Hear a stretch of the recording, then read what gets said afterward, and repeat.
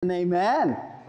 Magandang hapon po sa bawat isa. Purihin ng Diyos. Palakpakan natin ang ating Panginoon. Hallelujah. So, welcome po ang bawat isa, lalong-lalo na sa ating first-time visitors. Personally, ay wine-welcome po namin kayo. At salamat po sa inyong pagdalo. At ako po'y naniniwala na hindi aksidente na kayo po ay madako sa lugar nito, kundi ito ay itinalaga ng ating Panginoon. Hallelujah. Excited na po ba ang bawat isa na makinig sa salita ng ating Panginoon? Amen! Amen! So, lahat po na excited, magbigay ng palakpak sa ating Panginoon. Hallelujah! Woo!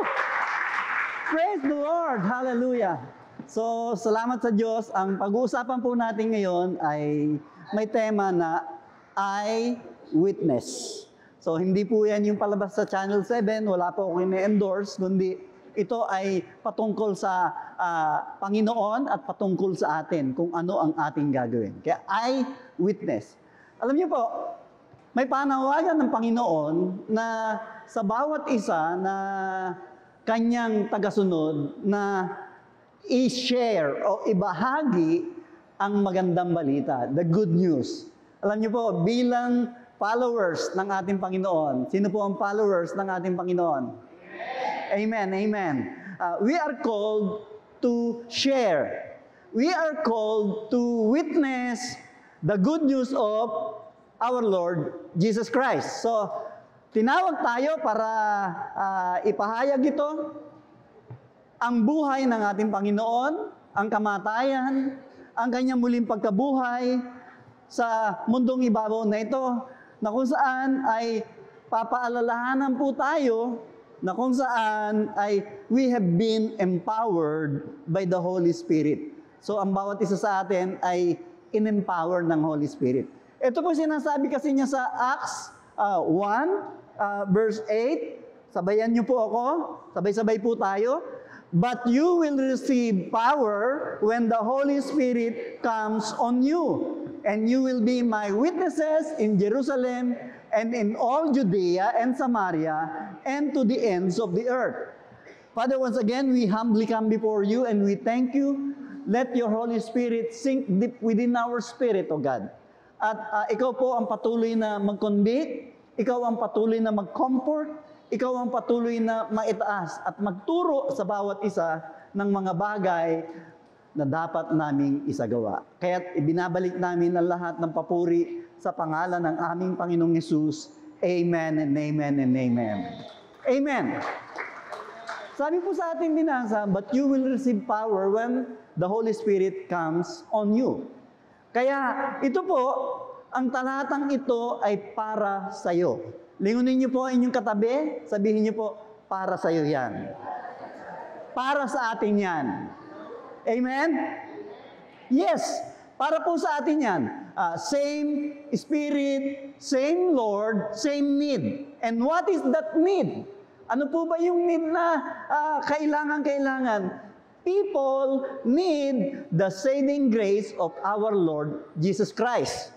Kailangan ng mga tao ang pagliligtas ng ating Panginoong Hesus. And do you need the power when witnessing to unbelievers? Kailangan ba natin? Yes, kailangan po natin yan. Because ang talata na ating binasa ay isang pangako ng ating Panginoon na hindi niya tayo iiwan empty-handed. Yun po yung kagandahan sa ating Panginoong Hesus, hindi siya nang iiwan. Hindi katulad ng mga besi-besi nyo, iiwan kayo niyan. Pero ang Panginoon, kailanman hindi kayo iiwanan. Yan po ang kagandahan sa ating Panginoon. Hanggang sa dulo ng mundo, hindi niya tayo iiwan. And sangayon sa ating Panginoong Hesus, ang kapangyarihan ng banal na Espiritu ay ibinigay sa church, ibinigay sa iyo, ibinigay sa ating lahat. Primarily, for the task of witnessing to lost souls. Ibinigay ang kapangyarihan yan para sa iyo, na ikaw na mananampalataya, upang tayo ay mag-witness, upang ipahayag ang magandang balita ng ating Panginoon, na marami pang kaluluwa ang maligtas sa pamamagitan ng bawat isa. Amen po ba? Amen. So, kailangan po yun. And sabi po doon, you will receive power. What power? Anong power yan? Yung pong power na yon sa Greek ay dunamis or dynamis, na kung saan doon po kinuha yung dynamite or dynamics. And ano po ba yung power na yon? It is the transforming power to witness. Kaya walang makapagsasabi na sino mang Kristiyano na ay hindi ako marunong hindi ko alam. Meron tayong katuwang, meron tayong katulong, ang banal na Espiritu. Ang tanging gagawin mo lang, sundin mo ang ipinapagawa ng Panginoon. Amen po ba yan? Amen. So, no ifs, no buts, but I will obey the Lord. Hallelujah. Transforming power to witness.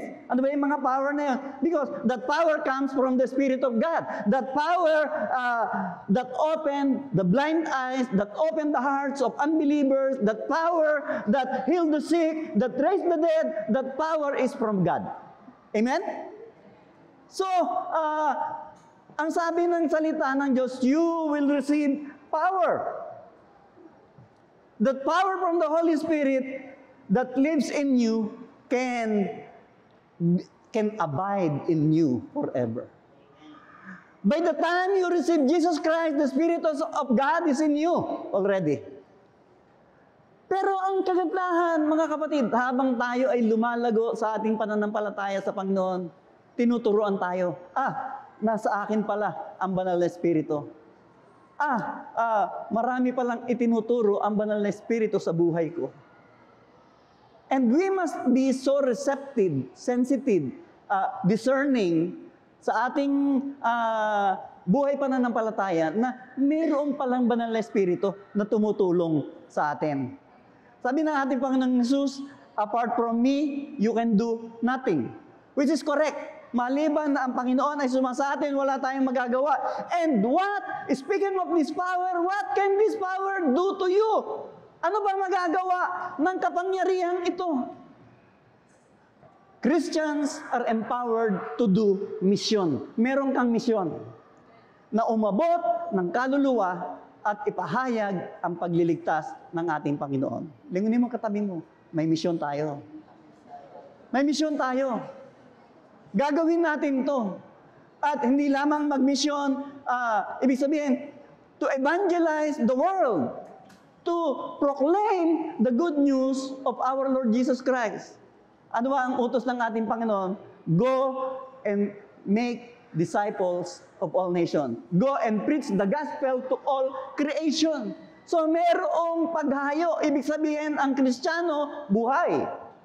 Ang Kristiyano, hindi lang basta-basta nananatili sa apat na corner ng physical church, kung hindi, nasa labas ang labanan.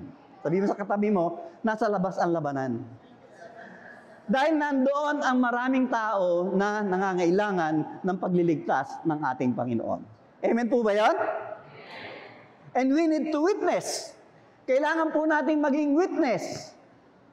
I witness for the Lord. So, we witness for the Lord. You witness for the Lord. The church witness for the Lord. Lahat tayo magwi-witness sa ating Panginoon. Amen po ba yan? Palakpakan po natin ang ating Panginoon. Hallelujah! So, para doon sa mga bago at hindi pa maintindihan, I pray that the Holy Spirit will touch your heart na ipaliwanag sa inyo kung ano ang ating mga pinag-uusapan. Alam niyo po,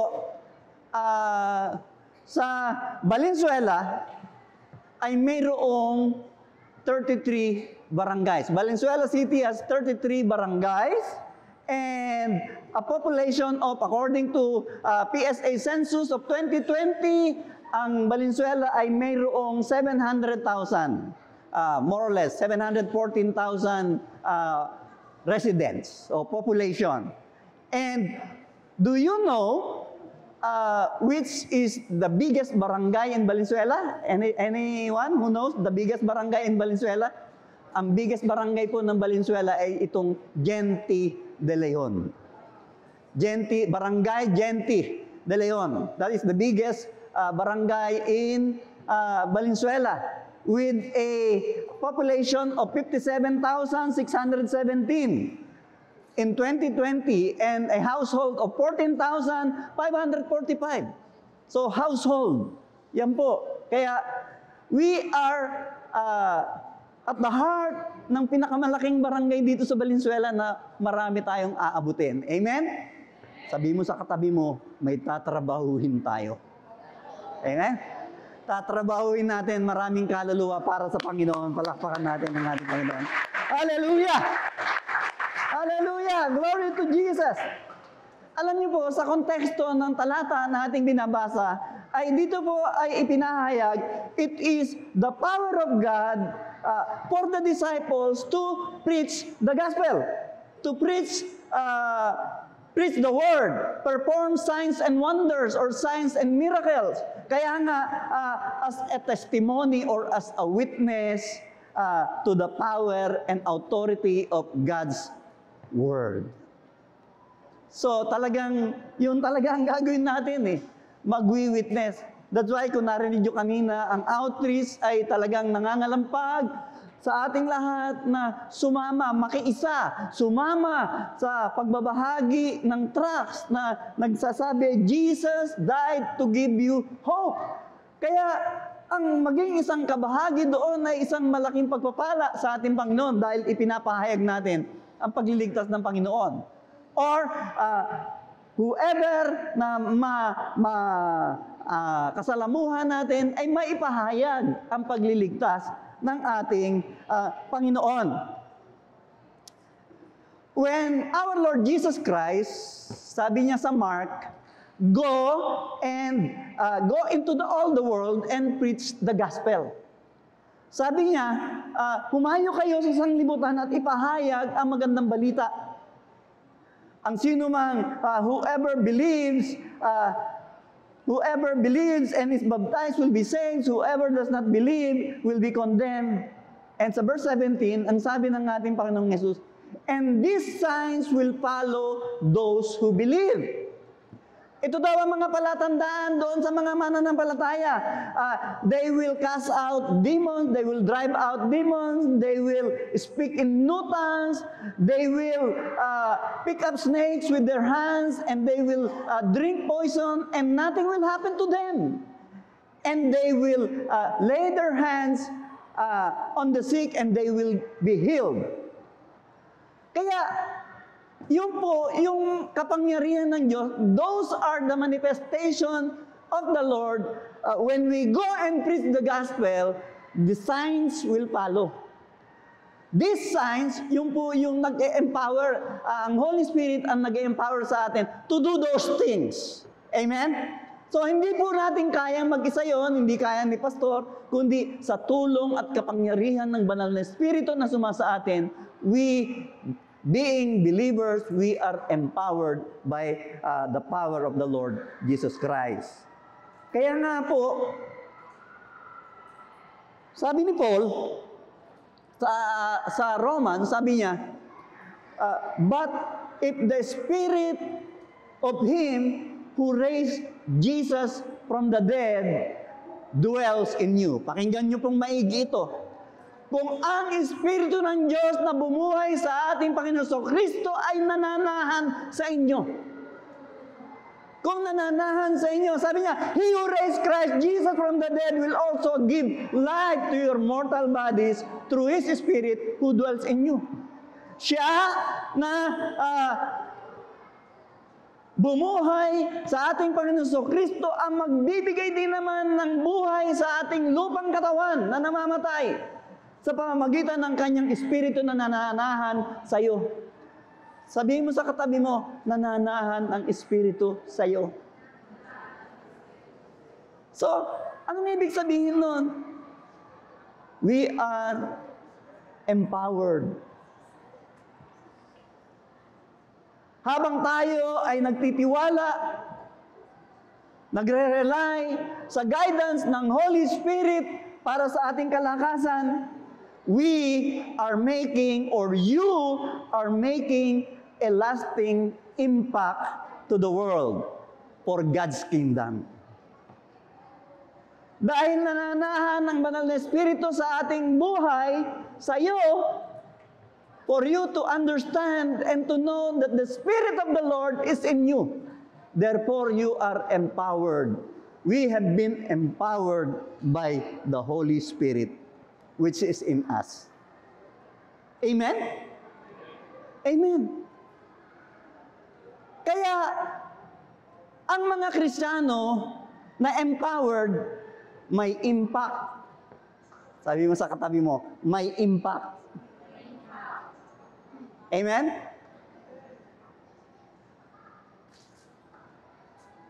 Tingnan mo katabi mo kung may impact. Tingnan niyo po kung may impact. May impact ba? May impact? Amen! Impact 1. May impact tayo. Amen. Impact. Hallelujah. Buti na lang mayroon akong kamag-anak tumawa sa joke ko. Totoo po yun. For us, Christians, our life must have an impact to others. Dapat talaga merong impact ang buhay mo. Pag walang impact, parang questionable. Pagka walang impact ang buhay ng isang Kristiyano. Totoo po yan sinasabi ko sa inyo. Kaya, there must be a lasting impact or impression sa atin bilang lingkod ng ating Panginoon. Because we have been empowered by the Holy Spirit. Palakpakan natin ng ating Panginoon. Amen! Hallelujah!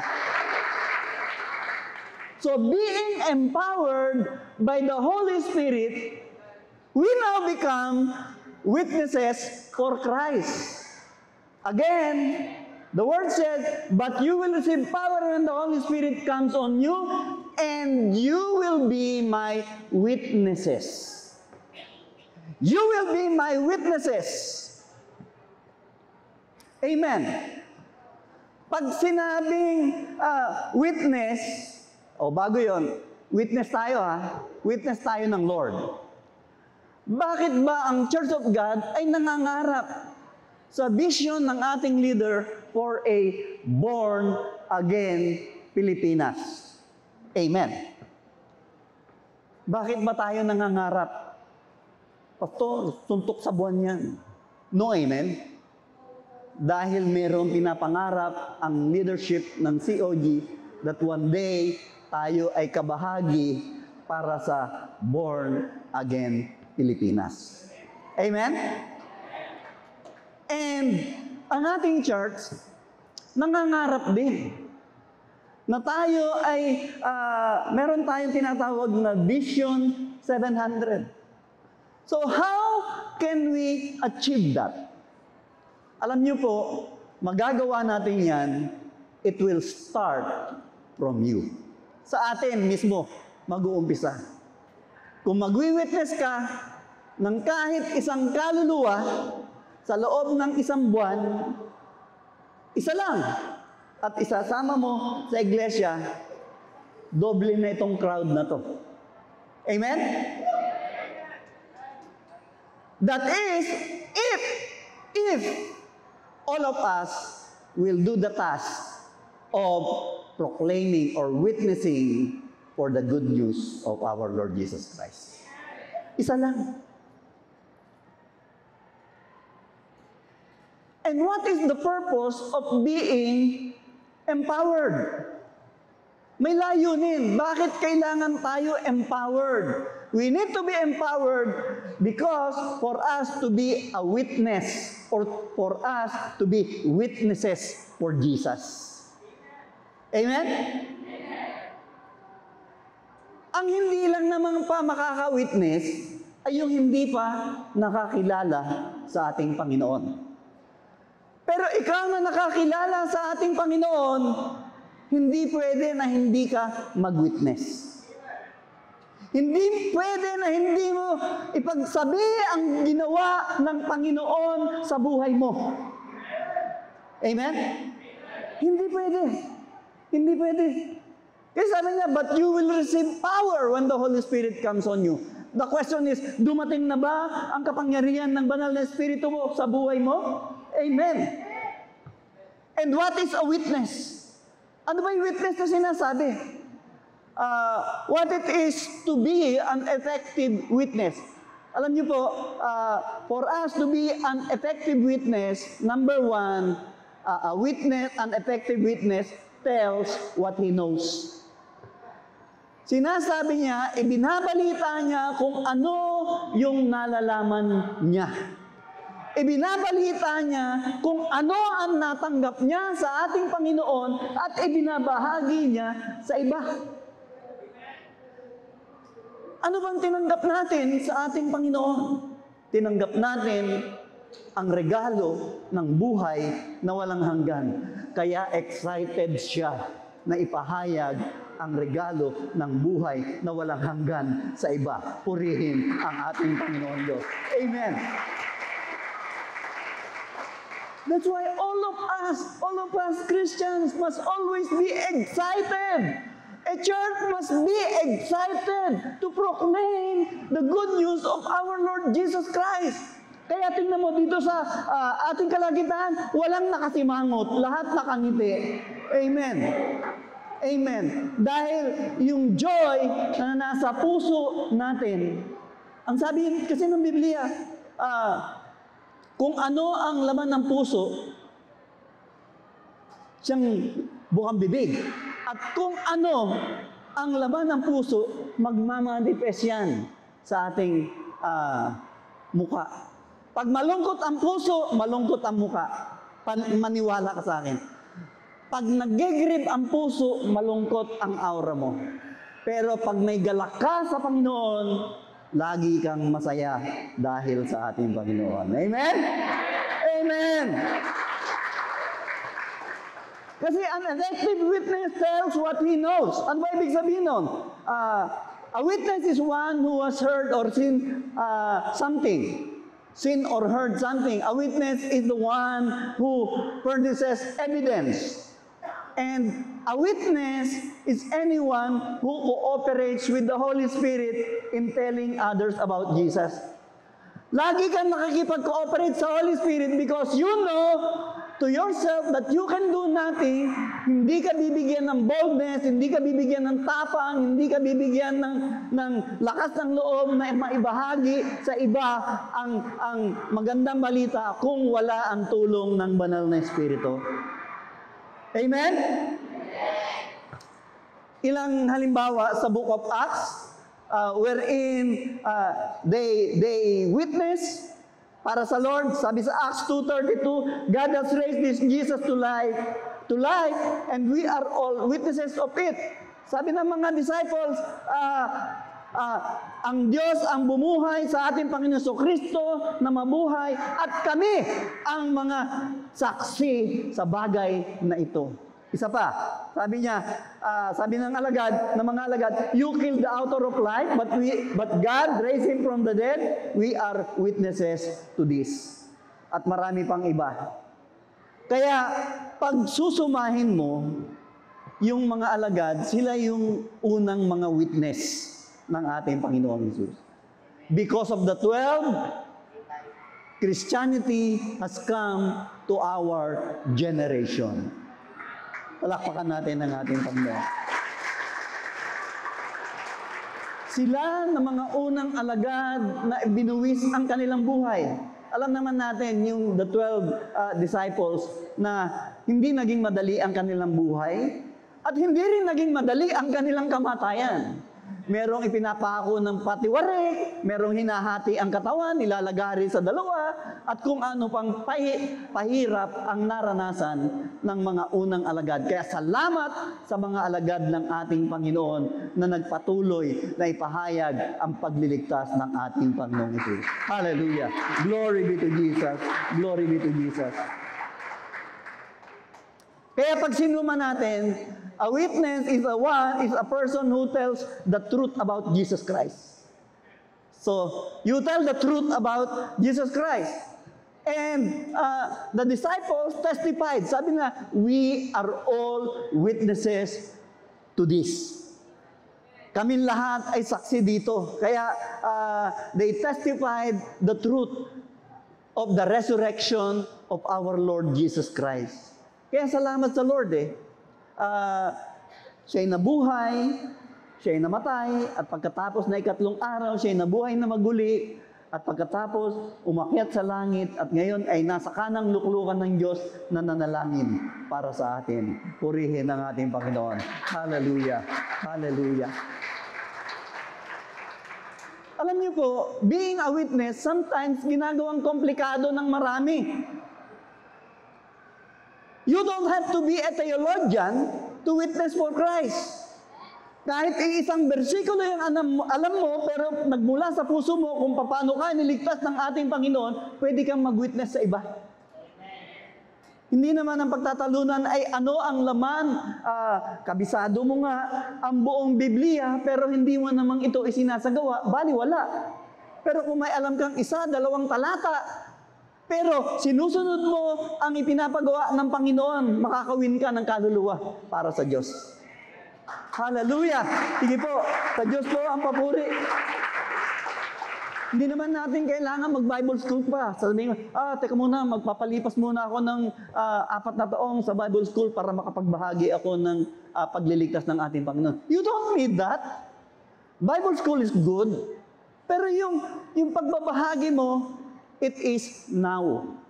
Because tomorrow may be too late. Now you see Him, now you don't. Walang may hawak ng ating buhay kundi ang ating Panginoon. Pwede tayo kicking and alive today, but bukas hindi natin alam. Kaya nga po, an effective witness just tell the truth about Jesus Christ to anyone who is willing to listen. Sinasabi mo ang katotohanan tungkol sa ating Panginoon Kristo. Doon sa mga pwedeng makinig. At kung ayaw makinig, ay di next, thank you, and next naman. Huwag sasama ang loob dahil mayroong panahon talaga na may sinisharean ka. It's either i-reject ka o tatalikuran ka, but glory to God. Hindi naman tayo ang tinalikuran at nireject, kundi ang ating Panginoon. Ang mahalaga, ginagawa po natin yung dapat gawin ng isang tunay na mananampalataya ng ating Panginoon. Hallelujah. Hallelujah. Hallelujah. And an effective witness shares what he has experienced. Isinishare niya kung ano ang kanyang na-experience. Ano sabi ng ating talata? And you will be my witnesses in Jerusalem and in all Judea, Samaria, and to the ends of the earth. Lagi po nating tandaan. Witnessing, pakinggan niyo po ito, at imarka sa ating puso't isipan. Witnessing is an expression of your love for God and your love for lost souls. Amen? Witnesses is an expression of your love for God. Mahal mo ba ang Diyos? Amen. Ang daling sabihin, amen. Mahal mo ba yung mga lost souls? Tingnan mo, bigla humina. Mahal mo ba yung, wag na nating palayuin. Mahal mo ba ang pamilya mo? Yes! Okay. I challenge you. Sa lahat na nagsabi ng amen, kung meron pang miyembro ng pamilya mo na hindi pa born again, I challenge you to witness for them. Ay, pastor, ayaw makinig. You witness for them. You pray for them. Ipag-pray mo sa Panginoon that sooner or later, makakasama mo yan sa paglilingkod sa Panginoon. Madali kasing sabihin, mahal ko ang pamilya ko. Mahal ko ang asawa ko. Mahal ko ang anak ko. Mahal ko ang magulang ko. Mahal ko ang mga hindi pa nakakilala kay Kristo. Huwag muna yon. Dito muna tayo sa ating pamilya. Huwag ka munang lumayo. Punta muna tayo doon sa ating Jerusalem. If you really love your family, I challenge you, pag uwi mo mamaya, ipahayag mo ang pagliligtas ng ating Panginoon. Maraming kabataan dito, I challenge you. Mamaya, pag uwi mo sa bahay mo, sabihin mo sa mama mo, sabihin mo sa papa mo, Ma, Pa, alam mo naman mahal kita, pero may mas nagmahal sa inyo ng higit sa pagmamahal ko. Walang iba kundi si Kristo. I challenge you. Amen. Alam niyo po, yung mga kabataan, lagi ko yan challenge. Pag bago mag-umpisa service, naabutan ko doon sa Sunday school, sasabihin ko sa kanila, mahal mo ba ang pamilya mo? And they still say yes. Lagi ko challenge. Patunayan mo. Patunayan mo na mahal mo ang pamilya mo.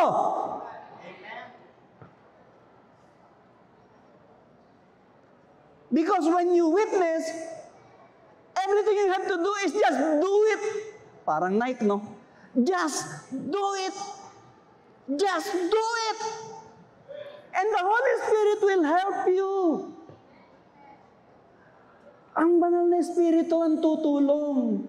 Ang ipinapagawa lang naman sa'yo, gawin mo na mag-witness sa mahal mo sa buhay.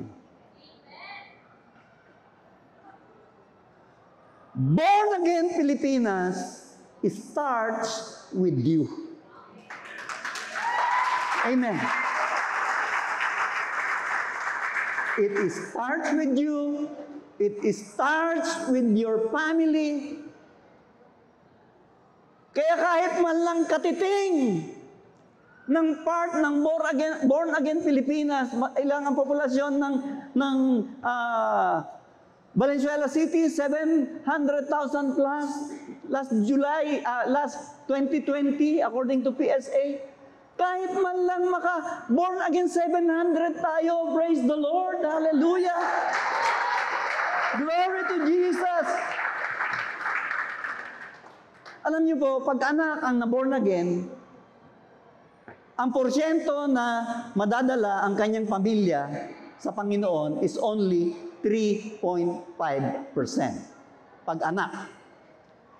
Pero pag asawa ang naligtas, ang porsyento na madala ang kanyang pamilya sa ating Panginoon is only 17%. But kung tatay, mga ama ng tahanan, ang unang makakilala sa ating Panginoon, 93% mahahakot ang buong pamilya. Palakpakan natin ng Diyos. Hallelujah. Kaya alam niyo po, ang mga tatay sa iglesyang ito is a rare commodity.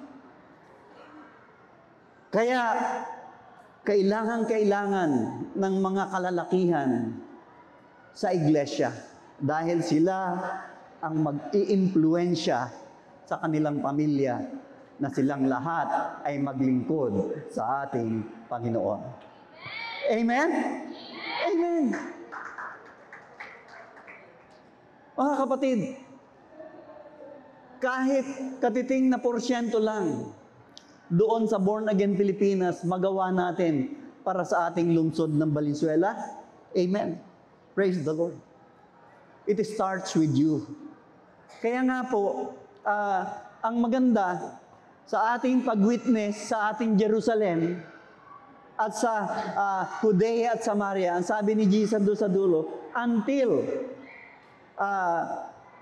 the end, and to the ends of the earth. Alam niyo po, we must remain loyal to the end. Tingnan mo yung katabi mo, loyal yan sa Lord. Amen? Tanungin mo, loyal ka ba kay Lord? Loyal ka ba talaga? Ulitin mo, loyal ka ba talaga? Hanggang makukulitan sa iyo, sinabi ko ng loyal eh. Ipakita mo!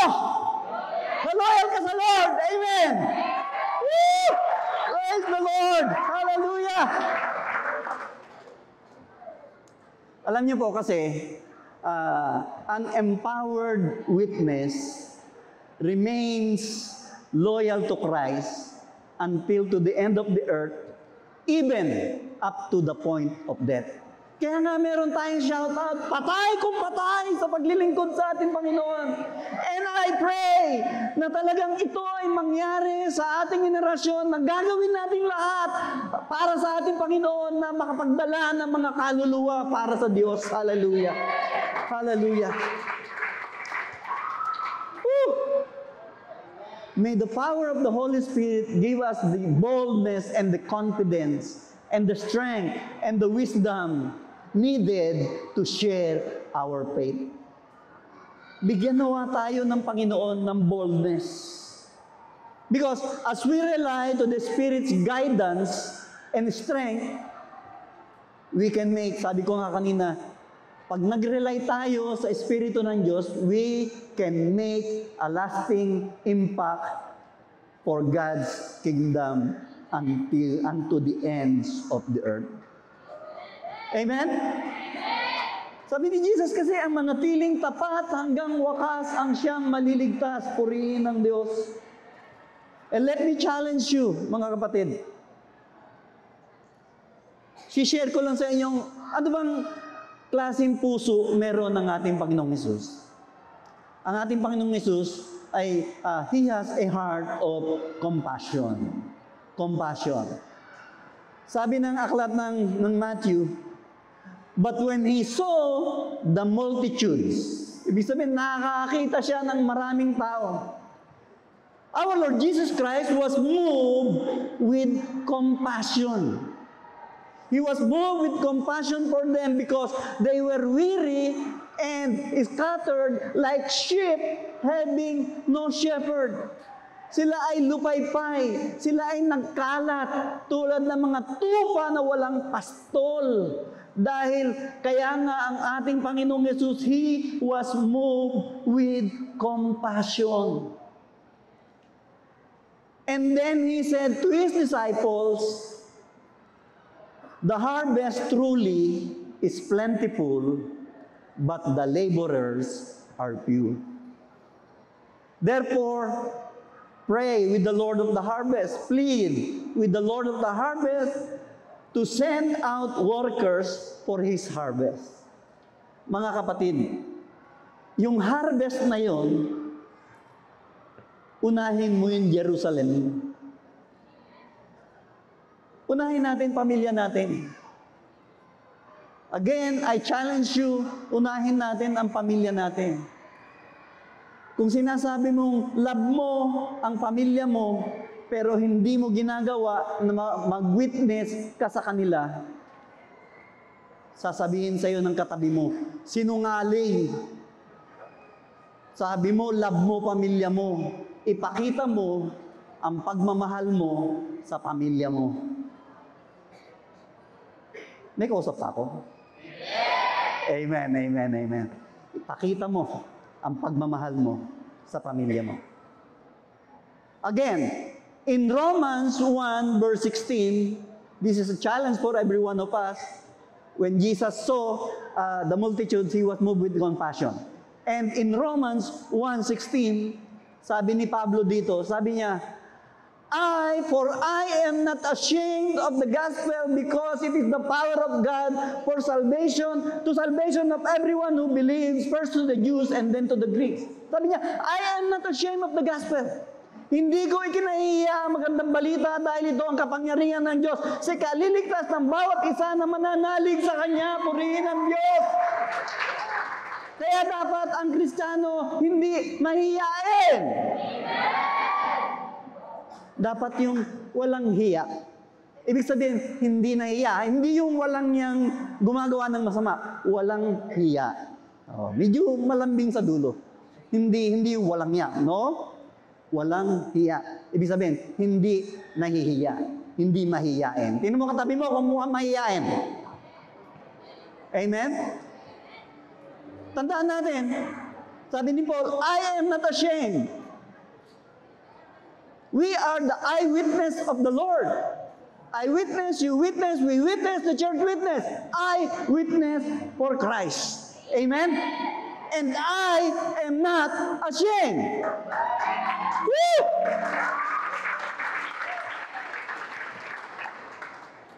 Balikan natin ang ating talata. But you will receive power when the Holy Spirit comes on you. Dito tayo nagkakaroon ng maraming problema eh. Marami, nag-aalangan, hindi alam kung nasa kanya na ba ang banal na Espiritu. Pero ang sabi, tatanggap ka ng kapangyarihan kapag dumating ang Espiritu sa buhay mo. Dumating na ba ang Espiritu sa buhay mo? Nang tanggapin mo si Kristo, nandyan na. Kailangan mo lang i-desire, i-activate ang kapangyarihan ng banal na Espiritu sa buhay mo, nasa iyo din. And you will be my witnesses. Para ikaw maging witness, alam mo sa sarili mo na ikaw ay pinuno, pinuspos, binuhusan ng kapangyarihan ng Espiritu ng Diyos upang ikaw ay maging witness sa iyong pamilya, sa iyong kapitbahay, sa iyong mga kakilala hanggang sa dulo ng mundo. You are a witness for Christ. This is my challenge, mga kapatid. Do you love the lost? Mahina na amen yun, no? Do you, mas simplify pa natin. Do you love your family? Ay bakit kanina ang lakas ng amen nyo? Do you love your family? Amen. Be like Jesus. Yung puso na mayroong compassion, kapag hindi ko sineran ang asawa ko, kapag hindi ko sineran ang anak ko, kapag hindi ko sineran ang magulang ko, they will end up in hell and I don't want it to happen for them. Do you love your family? I challenge you, pag uwi mo mamaya, balita mo si Jesus sa kanila. Hindi biro ito ha. Ang pinag-uusapan natin dito is all about eternity. It's all about heaven or hell. Kaya ito ay hindi joke. Totoo po ito.